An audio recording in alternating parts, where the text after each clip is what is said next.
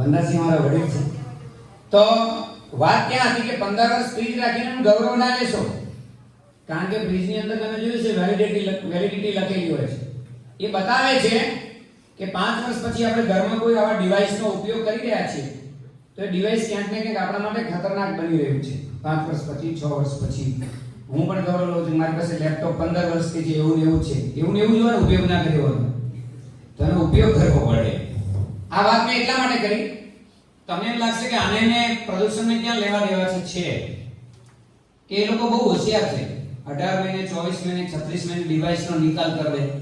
હવે એમના દેશમાં પોલ્યુશન ના થાય એટલે ડિવાઇસ તમને પધરાઈ દે, કારણ કે એનો વિનાશ થશે કે એનો જ્યારે નાશ થશે તમને કલ્પના પણ નહીં હોય કે એ ડિવાઇસની અંદર આપણી પાસે જે મોબાઈલ ડિવાઇસ છે એની અંદર એક આઈસી આવે છે, ઇન્ટિગ્રેટેડ સર્કિટ.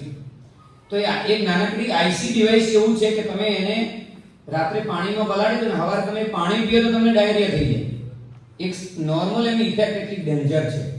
તો વિચાર કરો કે એની અંદર નાના નાના જે કોમ્પોનેન્ટ છે, તમને જે તમારા સગા સંબંધીઓ મોબાઈલ ગિફ્ટ આપ્યો છે એ એમના માટે કચરો છે. એ તમને ગિફ્ટમાં આપ્યો, તમે તો ખુશ ખુશ, વાહ ગિફ્ટ તમને મળી ગઈ. પણ એ લોકો માટે એ જે છે નકામી વસ્તુ છે. જે નકામી વસ્તુ છે એ એમના માટે અને એમના દેશ માટે પોલ્યુટેડ છે અને એને આપણે બહુ સારી રીતે પાછા હાચવીએ છીએ. તો પ્રશ્ન ત્યાં આવીને ઊભો રહ્યો છે આપણો કે આમાંથી બચવા માટે અથવા તો આનો ઓછામાં ઓછો ઉપયોગ થાય તો એના માટે આપણે કેવા પ્રકારના પ્રયત્નો કરી શકીએ એની આપણે થોડીક વાતો મૂકવાની છે. તો આપણે આવા મોબાઈલ નહીં સ્વીકારીએ, વિદેશમાંથી આવતો આવો કચરો છે આપણે નહીં સ્વીકારીએ. મને યાદ છે બરાબર 1996-97 ની આજુબાજુમાં આપણને અમેરિકાએ લોટ ઓફ બલ્કની અંદર આપણને કમ્પ્યુટર ગિફ્ટ આપેલા. પણ કેવા કમ્પ્યુટર આપેલા? 18 મહિના ઉપયોગ કરેલા.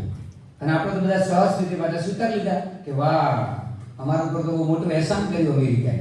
એહસાન નથી કર્યું, કચરાના ઢગલા ભરી ભરી તમારા દેશમાં મોકલ્યા છે, જે તમને આજે નહીં તો કાલે પ્રદૂષણ સ્વરૂપે આપણને ક્યાંક ને ક્યાંક નડવાનું છે.